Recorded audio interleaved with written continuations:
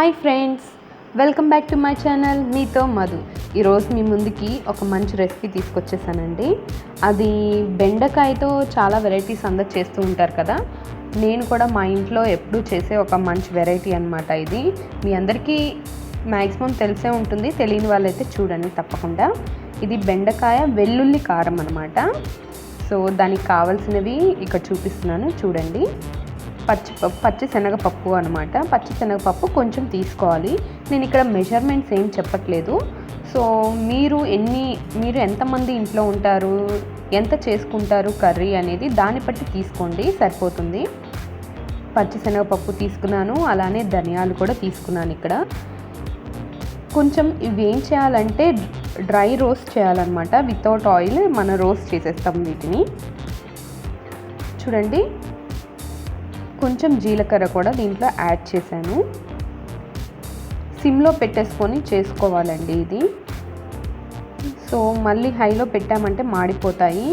నువ్వులు తీసుకున్నాను. నేను ఇక్కడ నువ్వులు కొంచెం ఎక్కువగానే తీసుకున్నాను, ఎందుకంటే నువ్వులు వేయించిన తర్వాత ఆ ఫ్లేవర్ అనేది చాలా బాగుంటుందన్నమాట.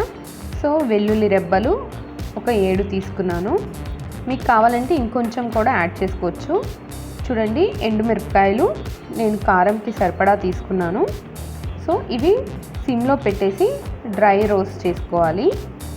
ఎక్కువ మాడకూడదు, ఎందుకంటే మాడితే మనకి ఆ కారం టేస్ట్ అనేది డిఫరెంట్ అయిపోతుంది.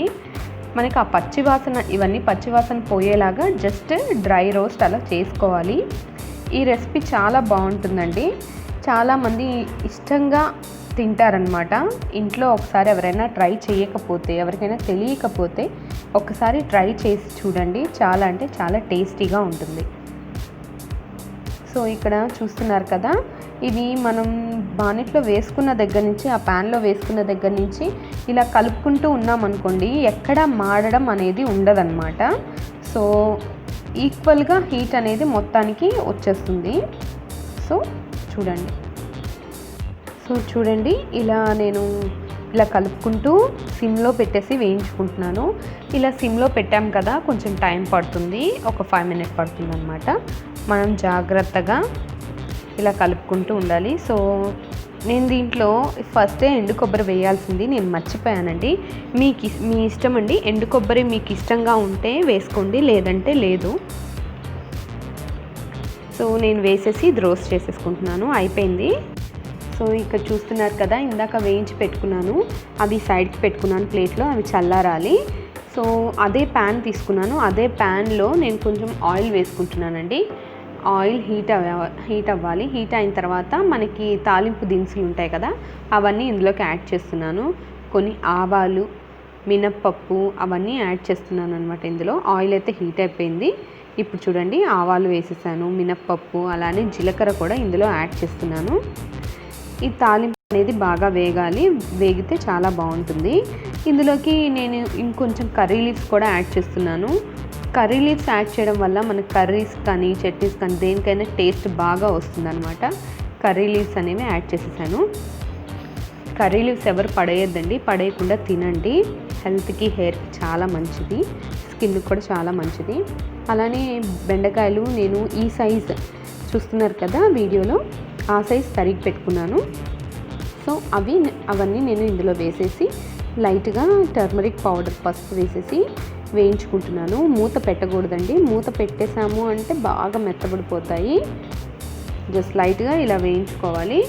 కొంచెం మగ్గాలి అనుకున్నప్పుడు మూత పెట్టుకోవచ్చు, కానీ వెంటనే తీసేయాలి. సో చూస్తున్నారు కదా, ఇక్కడ నేను పౌడర్ చేసేసాను. చూడండి, నేను ఇది మూత పెట్టకుండానే మగ్గిచ్చేసుకున్నాను. సో ఇవి బాగా వేగిపోయాయి అన్నమాట. ఈ పౌడర్ని నేను వేసేస్తున్నాను. చల్లారిన తర్వాత మాత్రమే పౌడర్ చేసుకోవాలి. దీంట్లోకి మళ్ళీ ప్రత్యేకంగా నేను రెడ్ చిల్లీ పౌడర్ అయితే ఏం యాడ్ చేయట్లేదు. ఈ పౌడర్లోనే డైరెక్ట్గా నేను కొంచెం సాల్ట్ కూడా వేసి మిక్సీ పట్టాను. మీకు ఒకవేళ సాల్ట్ సరిపోలేదు అనుకుంటే మళ్ళీ ఇక్కడ యాడ్ చేసుకోవచ్చు. చూస్తున్నారు కదా, మనకైతే కర్రీ రెడీ అయిపోతూ ఉంది. ఒక్క నిమిషం పాటు దీన్ని మగ్గించుకుందామండి, ఎందుకంటే మనం పౌడర్ అనేది వేసాం కాబట్టి ఆ పౌడర్ అంతా ఈ లేడీస్ ఫింగర్స్కి పట్టాలి. సో మన కర్రీ అయితే రెడీ అయిపోయింది. సో నేను ఇలా ఒక సర్వింగ్ బౌల్ తీసుకొని దాంట్లోకి సర్వ్ చేస్తున్నాను. చూడండి, చాలా టేస్టీగా ఉందండి. ఎప్పుడు చేసుకునే బెండకాయ కర్రీలా కాకుండా ఇలా ఒకసారి ట్రై చేయండి తప్పకుండా. చాలా అంటే చాలా టేస్టీగా ఉంటుంది. తర్వాత మీరే అంటారు కామెంట్ బాక్స్లో. మీరు ఒకసారి ట్రై చేసి ఎలా ఉందో నాకు చెప్పండి మర్చిపోకుండా. నేనైతే ఇక్కడ చూడండి టేస్ట్ చేసేస్తున్నాను. నాకైతే చాలా బాగా నచ్చింది, మా వారికి కూడా చాలా బాగా ఇష్టం, నచ్చింది కూడా.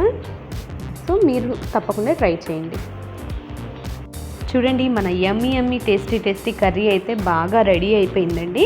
చాలా టేస్టీగా ఉంది. సో మీరు కూడా ఇలానే ఒకసారి ఇంట్లో ట్రై చేసి చూడండి.